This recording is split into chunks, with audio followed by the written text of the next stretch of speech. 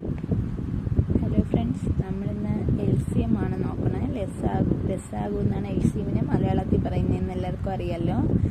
ഇപ്പം നമ്മൾ ഫസ്റ്റ് ഇവിടെ ഒരു ക്വസ്റ്റ്യൻ പറഞ്ഞിട്ടുണ്ട്, 8:24 തന്നിട്ടുണ്ട്. ഇതെങ്ങനെ നമുക്ക് ചെയ്യാം?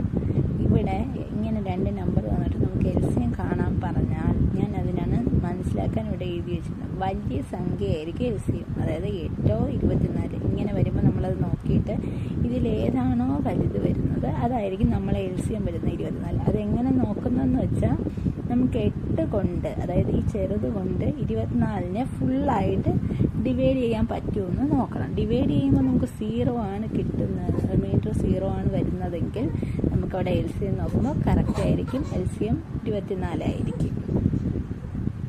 നമുക്ക് സെയിം ഇത് തന്നെയാണ്. 15-30 വരുമ്പോൾ അടുത്തത് നമുക്ക് വലുത് 30 വരും. 8-4 വരുമ്പോൾ 8 വരും. 2-6 വരുമ്പോൾ 6 വരും. ഓക്കെ, ഇവിടെ വരുമ്പോൾ 8-10 വന്നു. അപ്പോൾ നമുക്ക് എങ്ങനെ നോക്കാം? 8ൻ്റെ ടേബിൾ നമ്മൾ നോക്കുക, 10ൻ്റെ ഇത് നോക്കുക. അപ്പോൾ 8നെ നമുക്ക് വെച്ച് നമുക്ക് ഡിവൈഡ് ചെയ്യാൻ പറ്റണമെങ്കിൽ വലുതിനെ എടുത്തിട്ട്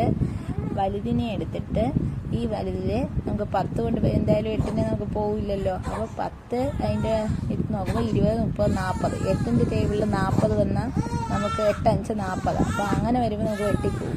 അങ്ങനെ 8-5 40 ആകുമ്പോഴത്തേക്കും അങ്ങനെ നമുക്ക് 40 കിട്ടും. 40 കിട്ടുന്നത് കൊണ്ട് LCM ഇവിടെ എത്രയായിരിക്കും? ആ 40 ആയിരിക്കും വരുന്നത്, നമുക്ക് ആൻസർ വരുന്നത്. അതിലിപ്പോൾ 8-6 വന്നു. 8, 16, 24. 6 കൊണ്ട് 24. അങ്ങനെ വരുമ്പോൾ LCM 24 ആയിരിക്കും.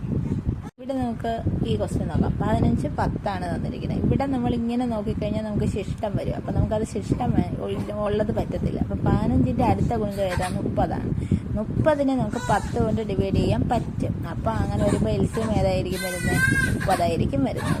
അതുപോലെ തന്നെ 4-10 ആകുമ്പോൾ അത് നമുക്ക് LCM എപ്പോഴും 10-20 വരുമ്പോൾ 4 വെച്ച് പോകുമല്ലോ LCMൽ. അപ്പോൾ 20 വരും. അതാണ് LCM. ഇങ്ങനെയാണ് നമ്മൾ പെട്ടെന്ന് LCM കണ്ടുപിടിക്കുന്നത്. വീഡിയോ ഇഷ്ടമായി ലൈക്ക് ചെയ്യുക, സബ്സ്ക്രൈബ് ചെയ്യുക. Thank you.